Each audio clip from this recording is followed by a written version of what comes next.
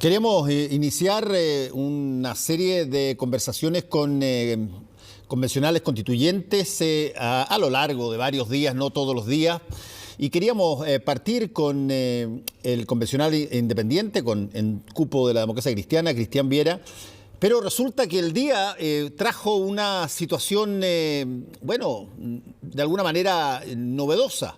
No pudo constituirse la convención en su primer día porque la logística que debía estar para que pudieran hacerlo, bueno, no estaba, no funcionó. Habían serios problemas. Vamos a conversar de inmediato con Cristian Viera. ¿Cómo estás, Cristian? Buenas noches. Buenas noches, Fernando. ¿Cómo está usted también? Sí, pues muy bien, gracias. Oye, fue un poquitito como shock esto, sí. Yo sí te veo mover la cabeza y me imagino que era para no creerlo. Si se sabe que hay una convención constituyente y cuándo va a ser el día que se va a instalar y dónde se va a instalar hace ya pero muchísimo tiempo. Mire, le puedo relatar los hechos. Dale.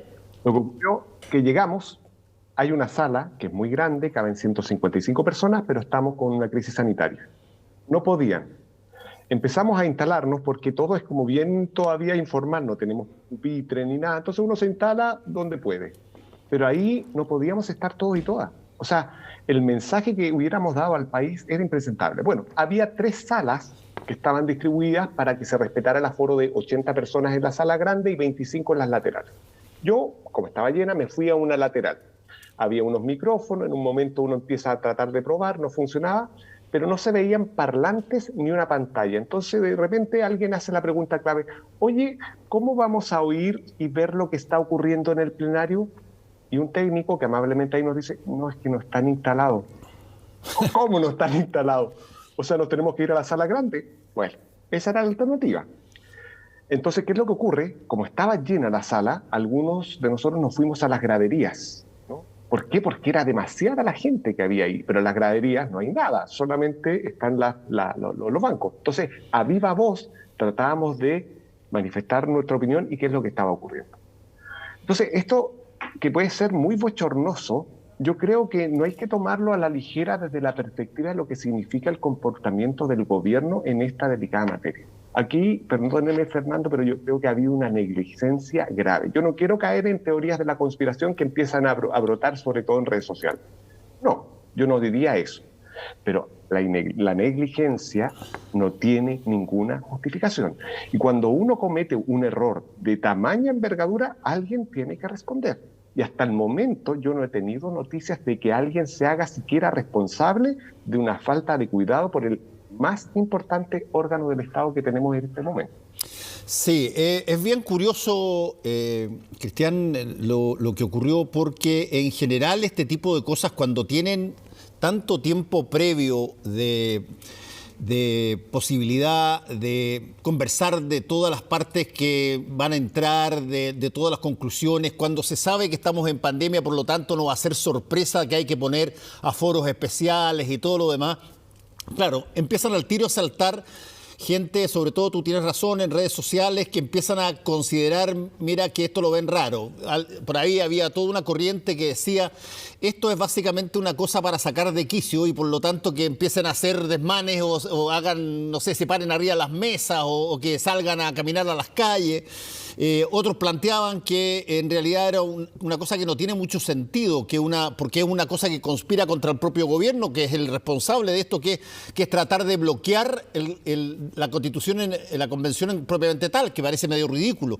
Pero lo que sí es cierto es que una situación de este tipo en cualquier actividad, pero cualquier actividad que tú la tengas, te genera por lo menos alguien que se hace responsable y toma las consecuencias del caso, digamos.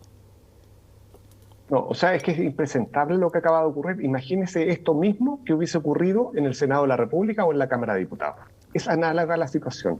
Es algo que no tiene ninguna justificación. Hoy día, mire, yo trabajo en una universidad.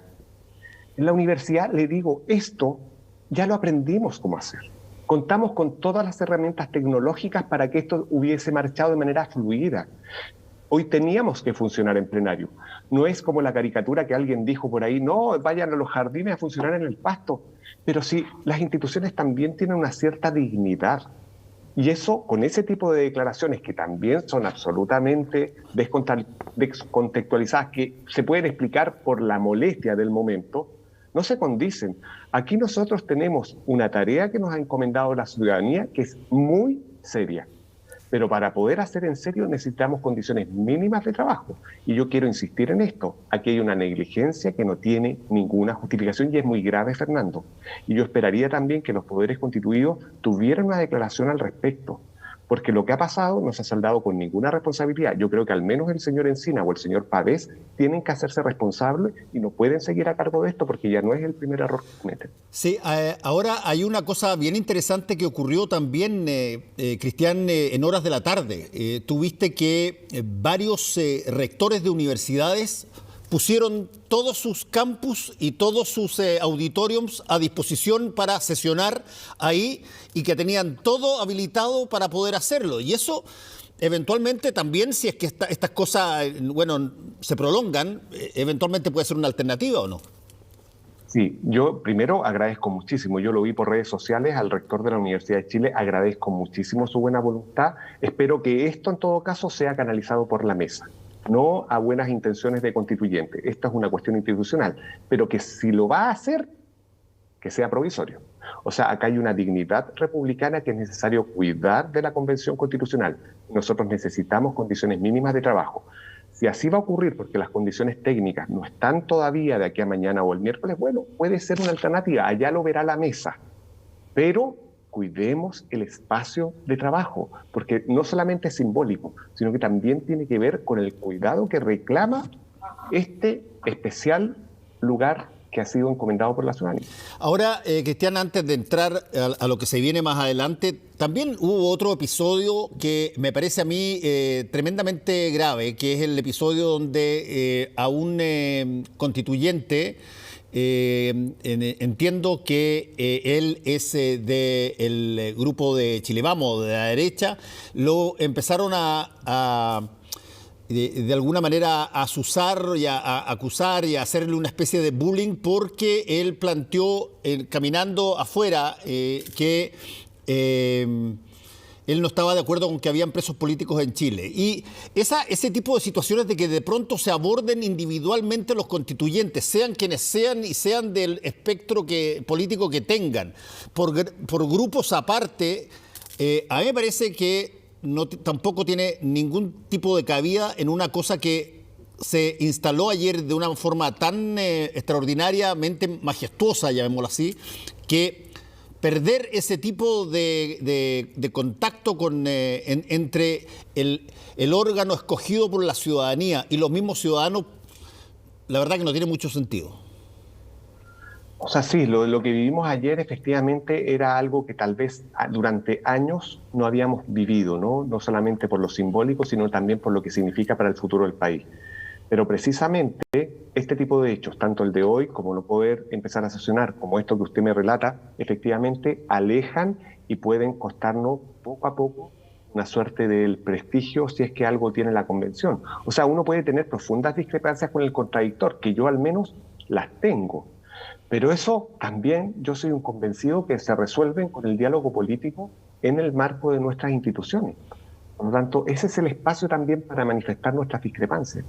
Ahora, no puedo estar más de acuerdo con tu diagnóstico. Sí, Cristian, ahora hay un punto que me parece también interesante, pensándolo para lo que viene.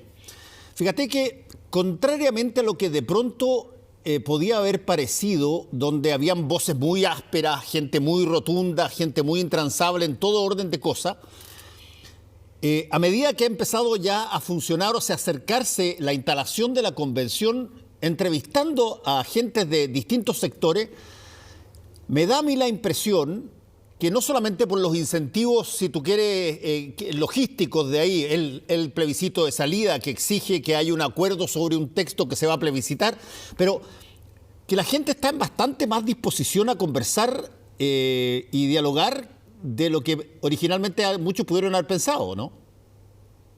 Mire, yo creo que la elección de la presidencia y la vicepresidencia el día de ayer son una buena muestra de cómo se pueden llegar a acuerdos, sin perjuicio que fueron procesos largos, pero eso están condicionados por la manera en que teníamos que votar, uno a uno, el conteo de votos. Si nosotros miramos, mire Fernando, nosotros teníamos creo que 15 o 16 papeletas, porque siempre para todas y cada una de las elecciones los 155 éramos candidatos. En el caso de la elección de la presidencia se resuelve a la segunda votación y en el caso de la vicepresidencia a la tercera. O sea, ¿qué es lo que provocó eso? Eso es un fenómeno bien interesante porque en términos políticos yo lo interpreto como la despresidencialización del diálogo y el debate político. Porque el régimen presidencial lo que tiene es que se trae un programa y se discute sobre él y si no me gusta puede caer. En cambio, la parlamentarización del diálogo político lo que hace es cuando hay discrepancias se conversan ahí. Porque efectivamente no estábamos de acuerdo. Y en ese momento, no sé si usted lo estaba viendo, se empiezan a reunir los grupos y personas para ver cómo llegar a un acuerdo. Y ese diálogo, muy interesante, se dio de cara a la ciudadanía. Y además, en muy breve tiempo, porque el espacio de deliberación era acotado. Y eso es muy propio de las prácticas parlamentarias. Entonces también muestra como el mejor espejo de lo que puede ser una buena práctica política. Sí, además que yo lo decía ayer en Tolerancia Cero, pero a uno se le olvida que el plebiscito de salida, que es le van a preguntar a la ciudadanía si está de acuerdo con el texto que se acordó, es un texto. No son 7 textos, 8 textos donde uno escoge el mejor o el que más le tinca. No, es un texto que se ofrece. Y por lo tanto los incentivos están para que exista un documento, un texto que por lo menos tenga los mínimos acuerdos para presentárselos a la ciudadanía y que la ciudadanía en definitiva decida si está de acuerdo o no está de acuerdo, ¿no? Exacto, sí. Y ahí uno vuelve de nuevo al viejo concepto de la representación política. Nosotros somos meros mandatarios. Es la ciudadanía la que va a resolver. Y por lo mismo, si no llegamos a acuerdo, puede ganar la alternativa rechazo. Por lo tanto, tenemos que llegar a acuerdo. Y las herramientas metodológicas están. Pero para poder llegar a acuerdo, tenemos que empezar a trabajar. Sí. Y tenemos todas las ganas y entusiasmo de comenzar. Pero eso requiere la voluntad del gobierno que asista en la instalación de esto. O sea, Fernando, aquí el gobierno no está colaborando. O sea, no lo quiero ver en términos morales, sino que en términos de su cometido funcionario. El gobierno tiene que ponerse al servicio de la convención para que nosotros podamos trabajar. Hoy día a las 3 estábamos todos ahí, todos. Todos lo único que queremos mañana a las 8:30 de la mañana es estar en la convención para trabajar. No podemos, imagínense lo absurdo de esto. Bueno, ¿cómo quedó finalmente el calendario para los próximos días? ¿Qué pasa mañana, por ejemplo? Bueno, me he enterado, pero también por redes sociales, que la mesa ha suspendido la sesión de la mañana. Vamos a ver si durante la tarde podemos sesionar. Al menos yo voy a llegar a trabajar al Palacio Pereira y habrá algo que hacer, tal vez conversar, tener reuniones, pero sesión de plenario, ¿qué es lo que tenemos que hacer? O sea, no podemos ir a trabajar en comisiones sin antes saber qué es lo que... Hay ciertos acuerdos básicos a los cuales tenemos que llegar para poder avanzar. Entonces, lo primero es la reunión del plenario que hoy no pudimos tener. Pero yo espero y respaldo, pero con todo énfasis a la directiva. Esto hay que sacarlo inmediatamente de discusión. Aquí la directiva se instaló anoche. Llegó con todo el entusiasmo y la mejor disposición hoy día para intentar trabajar, pero no estaban las condiciones mínimas. Y aquí yo esperaría que nosotros, los constituyentes, podamos empoderar a la directiva, porque en estos momentos ellos son los encargados de encontrar las soluciones para poder trabajar, espero, cuanto antes.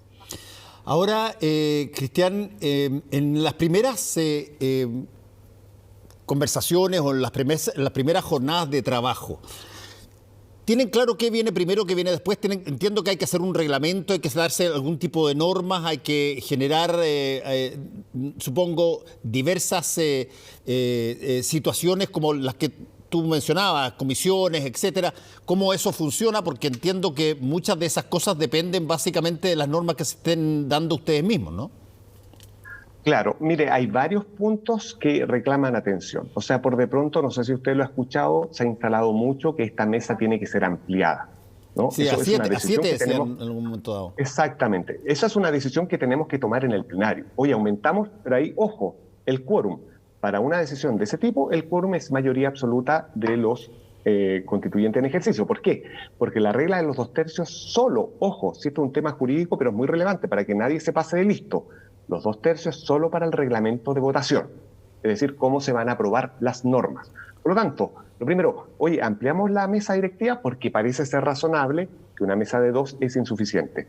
Segundo, tenemos que también trabajar sobre ciertas reglas de incompatibilidades, inhabilidades y un reglamento ético. ¿Cómo va a ser nuestro cometido, no? ¿Cómo nos vamos a tratar? O sea, efectivamente, hay algunas muestras que nos podrían servir, pero nosotros tenemos que decidir sobre eso, porque las normas y reglas que tenemos sobre aquello son muy parcas, ¿no? Entonces, eso también hay que abordarlo. Y paralelamente, por cierto, hay que empezar a avanzar, y eso es lo más difícil, en cómo va a ser el procedimiento de trabajo y metodología de la convención. Y eso supone, hay que crear comisiones. Bien, ¿cuántas comisiones? ¿De qué tipo? ¿Cuántos integrantes? ¿Cuántas integrantes? ¿Qué es lo que significa la votación de los 2/3? ¿Cómo se vota cada norma? ¿Qué rol tiene la comisión? ¿Qué rol tiene el pleno? O sea, todos tienen que aprobarse en el pleno, ¿no? En definitiva. Pero esas cosas que puede haber ya algunos avances, tenemos que discutirlas. Y eso hay que ver cómo avanzamos en ello rápidamente. ¿Y qué tanto, Cristian, bueno, tú eres abogado con un énfasis también en constitucional, qué tanto eso toma tiempo o es una cosa procedimental básicamente que se ha hecho ya en montones de partes del mundo, digamos? Sí, esto tiene una dimensión jurídica evidente porque todo se va a traducir en normas jurídicas, pero aquí sobre todo es talento político. Y aquí va a haber un espacio de negociación y aquí es principalmente cómo entra la política para llegar a acuerdos. Mire, en Colombia 30 días, Bolivia 7 meses. Si usted me pregunta a mí, yo esperaría, pero es mi esperanza, ¿no? La esperanza de uno, que no tardáramos más de 2 meses en todas estas dimensiones procedimentales muy necesarias y administrativas para que a partir del día 61 ya podamos trabajar en lo sustantivo, que es lo que nos encomienda la ciudadanía. Así es. Si fuera un mes, sería maravilloso. Sí, eso, ahí les quedarían 7 meses del tiempo regular, más las 3, más que efectivamente Sí. pueden ampliarse, ¿no es cierto? Yo creo que siempre yo he pensado, incluso antes de ser candidato, el plazo razonable es un año. Un año. Siempre uno debería proyectarse con eso. O sea, en cualquier proceso, mire, Bolivia fueron 500 y tantos días, que fue 1 año y medio. Un año es un tiempo bien razonable para hacer, por lo tanto podríamos tener hacia fin del año 2022 una nueva constitución, porque el plebiscito de salida son 60 días después de la presentación del texto al presidente de la República para que convoque al plebiscito. Exacto. Ahora, hay otra variable que se ha conversado harto, la conversamos ayer también en Tolerancia Cero, y que tiene que ver con la cohabitación, llamémosla así, de lo contingente diario que tiene que ver con los gobiernos, con los parlamentos, con las cosas que suceden en las calles y esta creación de una nueva constitución cuyo horizonte tiene mucho más que lo contingente, lo diario, lo semanal, digamos. Pero evidentemente van a chocar. Una de las cosas, de hecho, que está pendiente es la definición sobre las personas que están detenidas o presas por lo que fue el estallido social. ¿Qué tanto eso puede ser una condicionante para continuar normalmente? Condicionante, yo creo que ninguna, porque nosotros vamos a seguir trabajando igual. Pero eso no significa en ningún caso que la convención o sus constituyentes puedan tener una opinión política respecto de la contingencia. Entonces aquí hay que remitir un poco la historia. No sé si usted se acuerda, Fernando, que en el año 1973, porque efectivamente los abogados y el grupo de abogados que asesora la dictadura militar advierten que es muy importante esto del poder constituyente. Y el decreto ley número 1, el 11 de septiembre del 73, cuando dice asume el mando supremo, ¿qué es eso, el mando supremo? Entonces se viene a explicar en un decreto ley, dice, desde este día la Junta de Gobierno ha asumido el poder constituyente, legislativo y ejecutivo. Porque advertía que era muy importante el poder constituyente y de hecho lo nombra primero. Bueno, el poder constituyente es un poder que existe en las democracias y que supone un determinado cometido y tarea. Y siempre la frontera entre el poder constituyente y el poder constituido es a veces media difusa, ¿no? Pero afortunadamente es necesario tener claridad que nosotros tenemos una tarea fundamental, lo que quiera, y tiene muchos calificativos: hacer una constitución y proponerla al pueblo de Chile. Pero eso no significa que la convención no tenga un protagonismo en nuestra historia contingente hoy relevante. Por lo tanto, efectivamente, ahí puede que se produzcan algún tipo de tensiones y vamos a tener que convivir con ellas. Sí, ahí, por ejemplo, hay situaciones que pueden darse, Cristian, que es bien interesante. Por ejemplo, se pueden estar discutiendo proyectos de ley que tienen que ver con materias que, por ejemplo, ustedes en la convención pueden estar evaluando sobre si es que siguen de la misma forma o no siguen de la misma forma. Y por lo tanto, en algún momento dado, lo que es coyuntural con lo que es de mediano y largo plazo pueden entrar en un curso extraño de confrontación. Claro. En una coalición. Mire, es muy interesante lo que usted señala. Entonces, por lo tanto, como esto es político y contingente, los poderes constituidos también tienen que estar mirando al poder constituyente, porque ¿qué sentido tiene legislar un proyecto de ley que se va a caer en vicios de inconstitucionalidad con la nueva Constitución?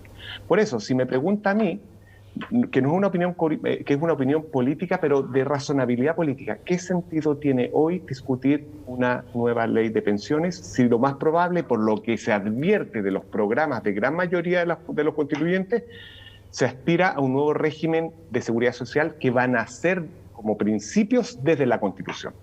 Porque la Constitución no va a regular el sistema de pensiones, eso se regula por la ley, pero el nuevo paradigma va a surgir de la nueva Constitución. Entonces, uno preguntaría al legislativo, ¿qué sentido tiene que hoy eso lo legisle? Yo esperaría que ese proyecto de ley espere a que tengamos una nueva Constitución, porque efectivamente el paradigma puede cambiar de manera muy significativa. A ver, interesante lo que estás diciendo, Cristian, porque uno podría preguntar, bueno, vamos a tener elecciones con un sistema presidencialista bastante duro, que es el que conocemos hoy día, que tiene mandatos de 4 años, más de alguien va a salir, oye, ¿sabéis qué? Démosle un poco más de tiempo al presidente hasta que se sepa si es que efectivamente el sistema presidencial va a continuar tal cual como es o eventualmente va a cambiar.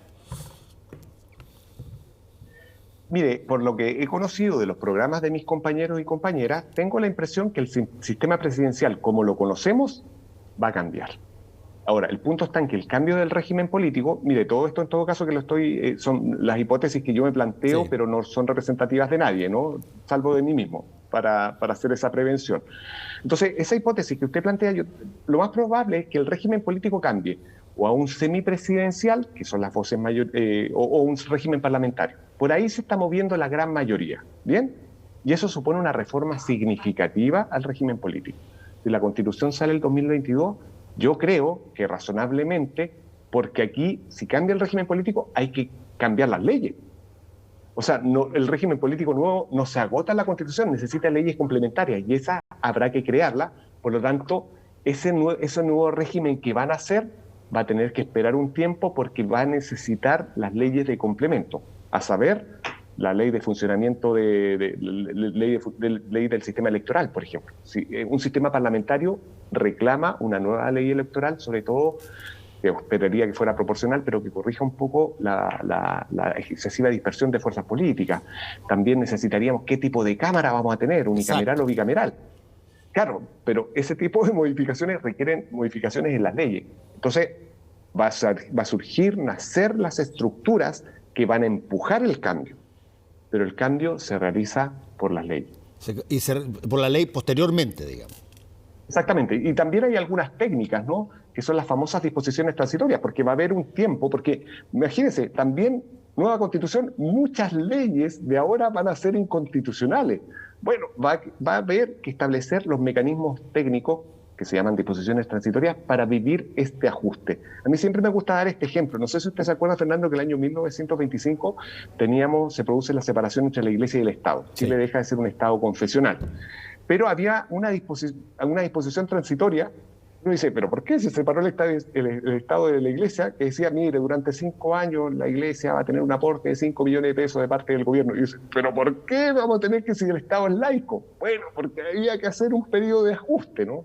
Y se mantuvo el financiamiento estatal a las iglesias durante un par de años. ¿Y eso dónde estaba? No en el articulado permanente, en las disposiciones transitorias, que van a permitir este ajuste para el acople entre lo nuevo y lo preterido. Y que por lo demás, Cristian, prácticamente todos los países del mundo que han redactado constituciones, desde las europeas, las de América Latina, todas han tenido disposiciones que a veces cambian las condicionantes constitucionales que habían o los reglamentos que habían, y se dan un periodo para, sobre todo en el ámbito del sistema electoral, un periodo a partir del cual surge la norma o parte la norma que dicta la nueva constitución, digamos.